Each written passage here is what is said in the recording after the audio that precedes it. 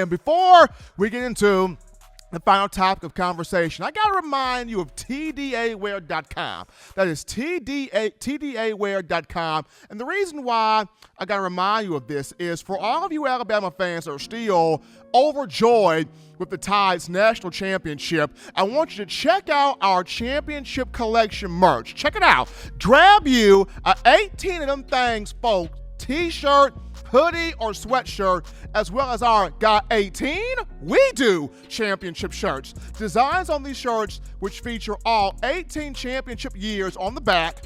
Head over to TDAwear.com. That is TDAwear.com. Do it right now and go to the Championship Collection merch tab. Get you those championship shirts today, showing that support for Nick Saban, the University of Alabama, the student athletes, and us here at Touchdown Alabama Magazine. Check you out those shirts. But right now, we get into the conversation of the top 5 stars of the Nick Saban era at Alabama, according to me, according to yours truly. And this is paying the honor to this signing class that just came in here of the 27 nationally signed letters of intent. 8 of those are 5 stars, 8 of them, according to our own Justin Smith, the lead scouting and recruiting analyst for TDA. So, and showing that honor to this, I'm going to get into my top 5 stars of the Nick Saban era at Alabama. So doing this from 5 to 1. At number 5 for me, give me DJ Fluker. DJ Fluker at number 5 out of Foley High School in Alabama, toward the Mobile area. Aside from Julio Jones and Kenny Stabler, Fluker was one of the best players to come from Foley to play for the Crimson Tide. And this guy at offensive tackle was a madman, was a man-child, was just a dominant, freak, physical beast of nature on the field at offensive tackle. And while that 2012 offensive line, Barrett Jones got the most love, he got the most attention, and he was good. He was fantastic. He was a phenomenal center. But DJ Fluker anchored that line. He controlled that line. He owned that line. Alabama ran off the bunt of DJ Fluker that entire 2012 season. That's the reason why Eddie Lacy was a 1,000-yard back. T.J. Yeldon, as a freshman, was a 1,000-yard back. A.J. McCarron had the protection that he had for him to put up the 30 touchdown passes that he did. And Amari Cooper, as a freshman, was able to have the 1,000-yard receiving season that he had because of that protection by one big DJ Fluker. And before the 2020 offensive line did what it did this past season, Fluker on that 2012 group for the longest of time was the best offensive line of the Saban era. At number 5, for me, best 5-star of the Saban era at Alabama, DJ Fluker, an offensive tackle. Moving on down to number 4, give me money, Minkah Fitzpatrick out of New Jersey. I mean, this dude right here, of all the great defensive players, he's the one I picked out due to Alabama took a test during Minkah's time there, and Fitzpatrick scored to have the mindset of Nick Saban. His mindset was the closest to that of Coach Saban on the test that the Alabama players took during his time there. And Minkah, a guy that came in 2015 as a 5-star, a guy that literally almost won 2 jobs in the secondary. That's how good he was. He literally won 2 jobs, almost won 2 jobs in the secondary. He won the starting job at nickel, that being the slot corner star role, but he almost won the outside corner job away from Marlon Humphrey. I mean, Minkah was that good. I mean, as a freshman, we saw how dominant he would be. 2 interceptions, freshman All-American. Guy was just all over the field. In the sophomore year, we saw the jump and production, had 6 picks as a sophomore, really ran that secondary. In his junior year, 2017, taking over for one Eddie Jackson, he becomes the safety and at the back 5, leading that group, took that team, won a national championship from the defensive perspective. Number 4, money, Minkah, the Swiss Army knife, the versatility of Fitzpatrick. He was number 4 for me. Number 3, this takes us down to Tua Tagovailoa at the quarterback position. And if not for injuries,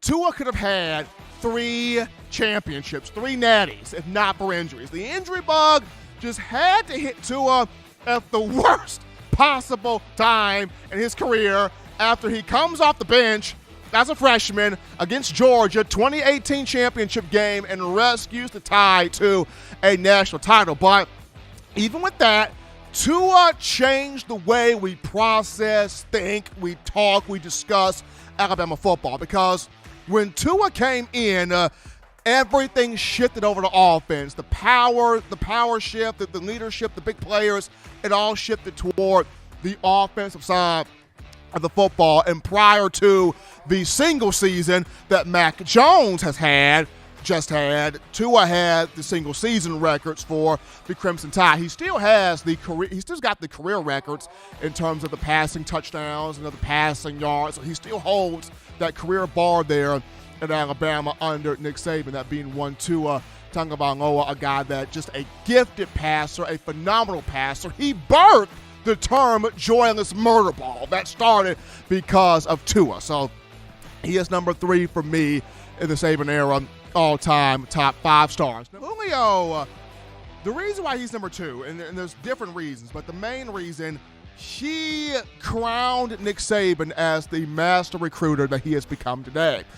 If Nick Saban does not land Julio in the 2008 signing class, do we know Nick Saban as the elite recruiter, as the marquee recruiter, as the dynamic recruiter that he is? Probably so, but probably not, because at that time there, Julio was down between Auburn and Alabama, and if he goes to Auburn wins the coast in recruiting, but he comes to Alabama, which that gives Alabama the coastal region of recruiting, but it also kicks off Saban's run of having those top-ranked signing classes. And then on top of that, where Jones is concerned, he played in the archaic Alabama offense, the offense ran by Jim McElwain. And even in the archaic offense, where it was more so ground and pound, run the football, play great defense, quarterback, don't mess nothing up.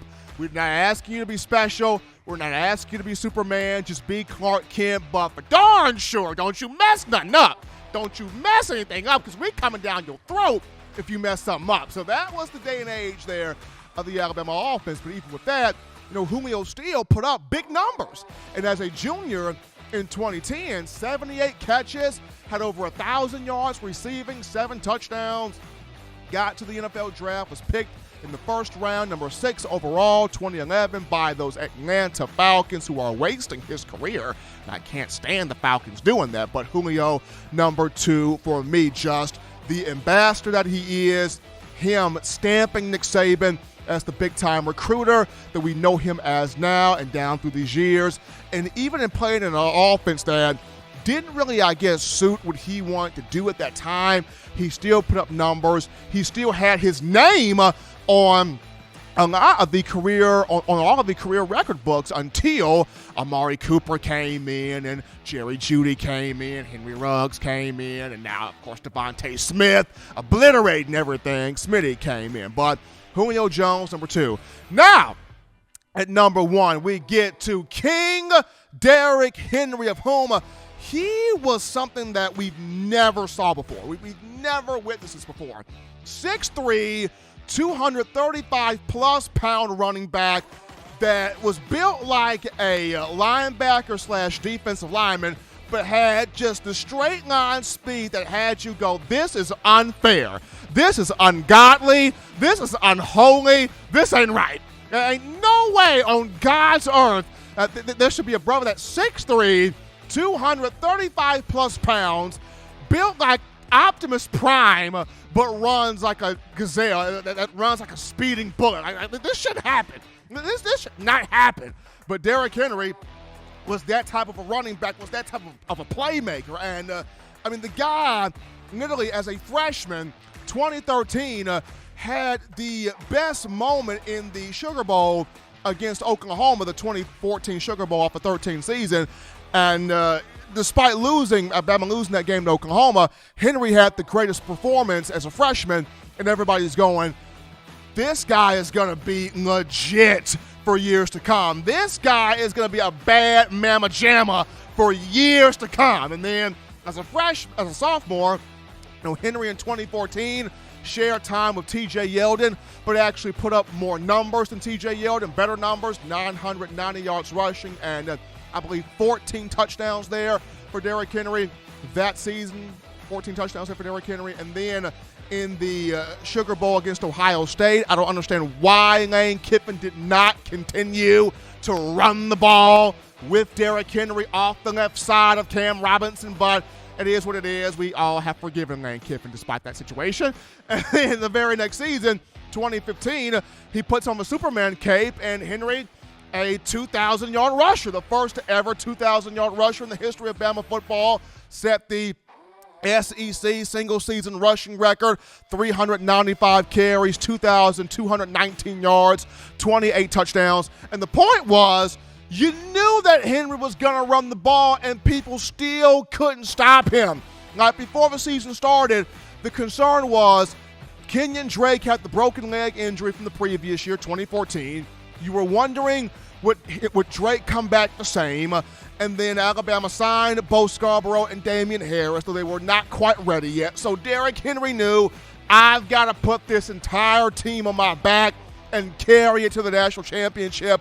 And he worked out religiously every day in the offseason that year, and then every day in the summer and every day in fall camp. And it didn't matter, the teams knew who was going to get the football. Still couldn't stop him, still couldn't tackle him, still could not prevent him from having the monster year that he had in 2015. But that's just, my group right there of top 5 stars of the Coach Saban era at Alabama. DJ Fluker at 5, Money Minkah Fitzpatrick at 4, Tua Tagovailoa at 3, Julio Jones at 2, and Derrick Henry at number 1. Thank you for watching Touchdown Alabama Magazine's YouTube channel. To continue to get the best in Alabama football content, subscribe here and turn on your notifications to stay connected with the hottest shows covering your Crimson Tide.